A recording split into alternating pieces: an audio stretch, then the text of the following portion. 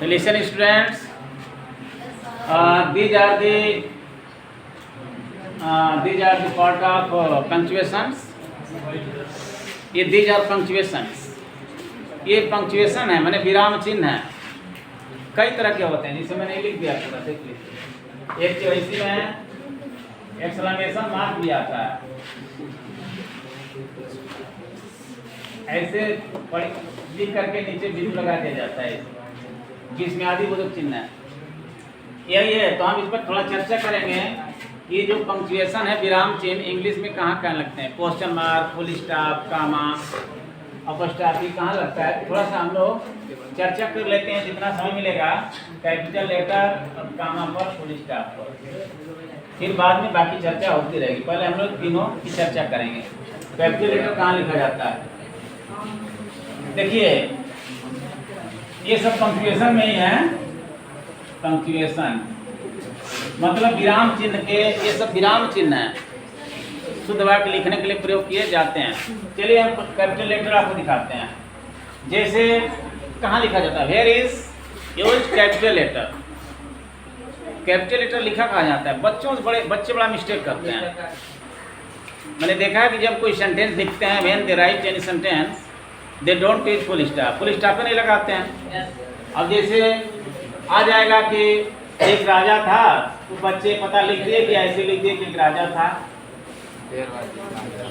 इसको थोड़ा सा हटा देते हैं। एक इसे एग्जाम्पल है, जैसे मान लीजिए फुल स्टॉप हम पढ़ा रहे हैं। फुल स्टॉप थोड़ा सारी मैं कैपिटल लेटर पढ़ा रहा था, ध्यान नहीं दिया। कैपिटल लेटर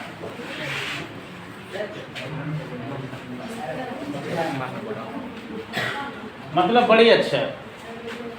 और बच्चे मिस्टेक क्या करते हैं, बच्चे जब भी आंसर लिखते हैं कहीं भी, तो वहाँ फुल स्टॉप का ध्यान नहीं देते हैं और सेंटेंस गलत हो जाता है एग्जाम में भी।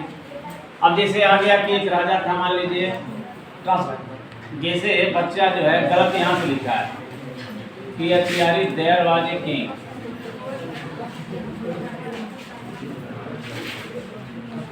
उसके दो बेटे थे, जिससे ही हैड टू सन्स।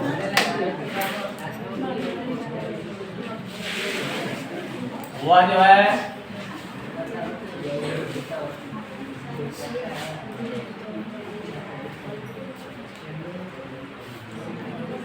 जैसे ही did not like to give it property to any, वह धन अपना किसी को नहीं देना चाहता था। एग्जाम्पल है, मान लीजिए अब there was a king, sentence बच्चा लिख रहा है इसे।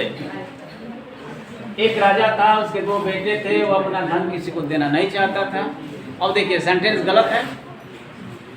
अभी सेंटेंस में आपका इससे नंबर भी कट जाएगा, इससे सेंटेंस गलत हो जाएगा। अब यहाँ देयर वाज ए किंग है, पहले तो गलती है, मिस्टेक यहाँ है, टी कैपिटल से होगा। अब देयर की स्पेलिंग THERE ऐसे होगा, यहाँ टी कैपिटल से होगा, यहाँ पहला मिस्टेक। अब किंग के बाद यहाँ फुल स्टॉप नहीं दिया है, यहाँ ध्यान देना है। फिर ये एच है, ये कैपिटल से होगा, ये कैपिटल से एच ही होगा है। फिर यहाँ से फुल स्टॉप होगा, यहाँ कैपिटल लेटर देखिए क्या मांग रहा है, ये भी कैपिटल लेटर देखिए। और यहाँ जो कैपिटल एच होना चाहिए, और यहाँ पे माने फुल स्टॉप भी दे देना चाहिए।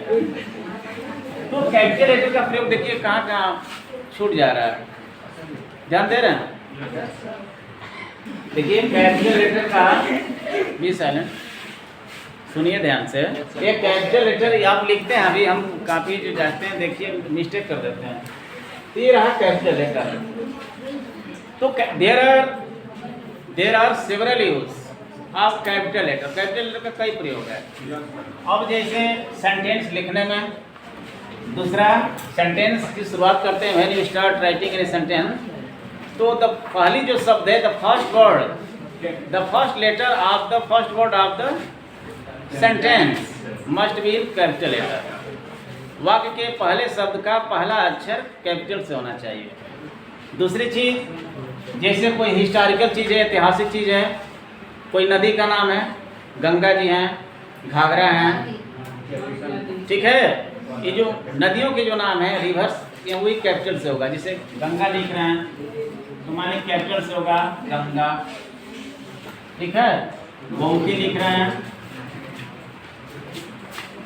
तो कैपिटल से होगा, कैपिटल से हो रहा है। जैसे कोई हिस्टोरिकल बिल्डिंग है, ऐतिहासिक इमारत, जैसे Lal Qila, the red fort, Taj Mahal, ये चीज़ें जो है कैपिटल से होनी चाहिए।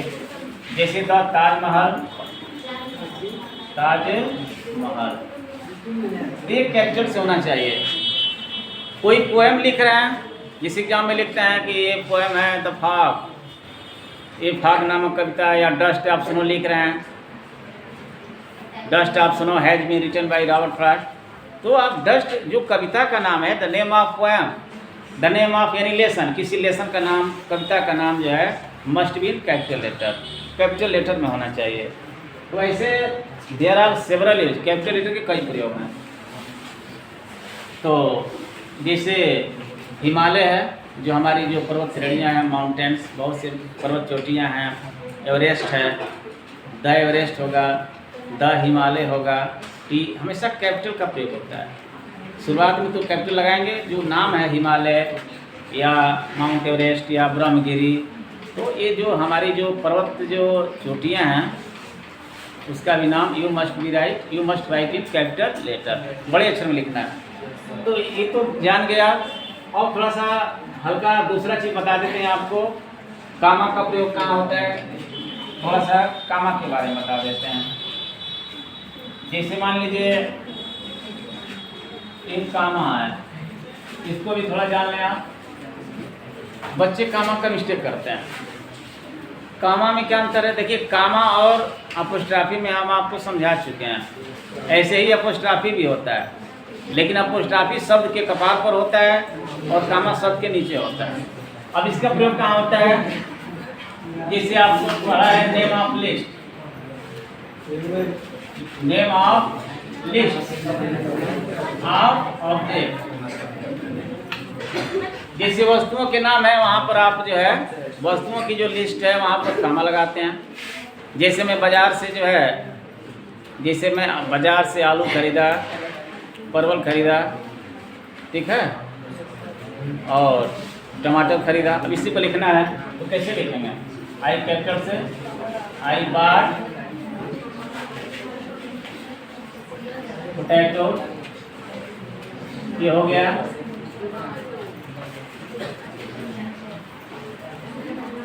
टोमेटो हो गया, और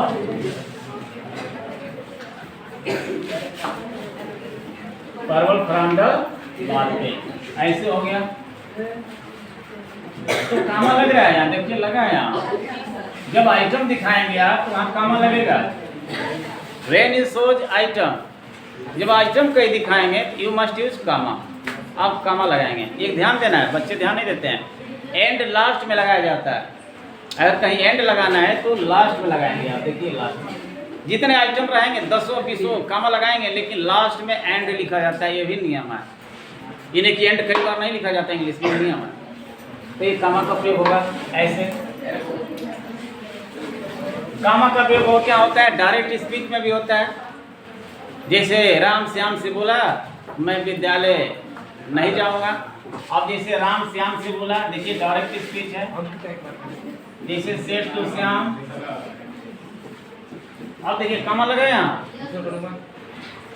राम श्याम से बोला, देखिए कामा लगा। ये दिस इज डायरेक्ट स्पीच, ये डायरेक्ट स्पीच में कामा लगता है।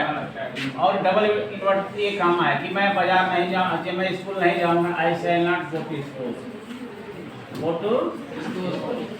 अब यहाँ फुल स्टॉप दे, यहाँ बंद कर देंगे ऐसे। ये तो आपको आगे बताएंगे, तो डबल इंटर कामा है, यही कामा है, ध्यान देना। हम कामा ही आपको पढ़ा रहे हैं। अच्छा, ये तो आपने देखा कि कहाँ कहाँ प्रयोग होता है। मैं सब दिखा देता हूँ आपको, और दिखा देते हैं। तीसरा कहाँ कामा का प्रयोग, जैसे क्लॉज वाले सेंटेंस में होता है। जो सेंटेंस कंजक्शन वाले होते हैं उसमें होता है। यदि जैसे मैं आपको दिखा रहा हूँ, जैसे यदि आप मेहनत करेंगे तभी पास होंगे। देखिए इसमें कामा लगेगा, इफ यू वर्क हार्ड, देखिए कामा लगा यहाँ। This is the example of clause. ये क्लाज वाला वाक्य है, ये क्लाज एक नियम है, उसी का वाक्य। माने ऐसे समझिए कि जिस सेंटेंस में कंजक्शन वाले सेंटेंस आते हैं वहाँ कामा लगता है। कंजक्शन वाले सेंटेंस, कंजक्शन वाले, जैसे यहाँ कंजक्शन इफ लगा है, यहाँ कामा लगा है। यदि तुम मेहनत करोगे तो पास हो जाओगे, विल पास, देखिए कामा लगा। तो कंजक्शन वाले सेंटेंस में जो है कामा लगता है। और भी एग्जाम्पल आपको दिखा सकते हैं, बहुत से। जैसे जब मैं व्हेन आई रीच्ड होम, जब मैं घर पहुंचा, जब मैं घर पहुंचा तो क्या देखा, I saw a snake on the floor. जब मैं घर पहुंचा तो फर्श पर एक शब्द, ये क्या है, ये कंजक्शन वाला सेंटेंस है। This is example of conjunction, conjunction वाले हैं। देखिए सब में कंजक्शन लगा है, इफ है, व्हेन है, ऐसे ढेर सारे एग्जाम्पल है। तो कंजक्शन वाले सेंटेंस में भी कामा लगता है। जब मैं घर पहुंचा, जब मैं घर पहुंचा, देखिए कामा लगा है। तब, यहाँ कामा का मतलब तब का सेंस है, ध्यान दीजिएगा। बहुत से बच्चे कहेंगे सर जब बोल रहे हैं कि जब मैं घर पहुंचा तब एक सर को फर्श पर देखा, तो तब की अंग्रेजी कहाँ है सर? तो यहाँ कामा, जो कामा है वो तब की अंग्रेजी बताता है। ये जो है, ये कामा जो है तब की अंग्रेजी बताता है, ये तब की अंग्रेजी बताता है। देखिए कामा लगा है यहाँ। तो हम लोग जो है we use comma in the sentences of clause, clause type. Clause type sentence में कामा का प्रयोग करते हैं। और बहुत से चीजें हैं जो आप नहीं जानते हैं। जैसे फ्रेज वाले सेंटेंस में भी कामा आता है। जैसे आवाज सुनकर बच्चा जग गया, जैसे आवाज सुनकर जो है जनता भागने लगी। जैसे आवाज सुनकर, तो मान लीजिए हमने लिख दिया आवाज सुनकर, तो हियरिंग द नॉइज, देखिए कामा लगा, यहाँ कामा लगा।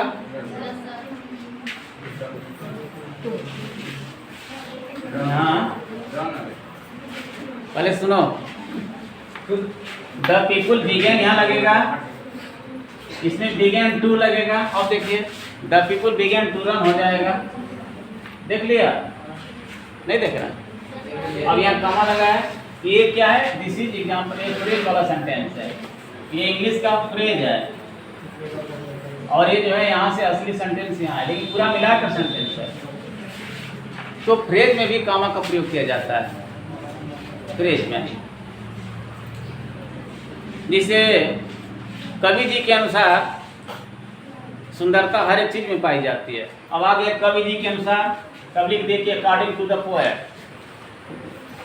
According to the poet. अब यहाँ कामा लगेगा, ये भी फ्रेज है। फ्रेज मैंने वाक्यांश है। अकॉर्डिंग टू द पोएट, सुंदरता हर एक चीज में पाई जाती है। The beauty is found everything, everything, सुंदरता हर एक चीज में पाई जाती है। कामा तो मैंने आपको दिखाया, अभी तो आगे और भी हम बता सकते हैं, लेकिन इतना ही समय है। तो there are several use of comma, comma का कई प्रयोग मैंने आपको थोड़ा थोड़ा दिखा दिया है, तो आपसे अब मिस्टेक नहीं होगा। कितना रहने देते हैं? Thank you.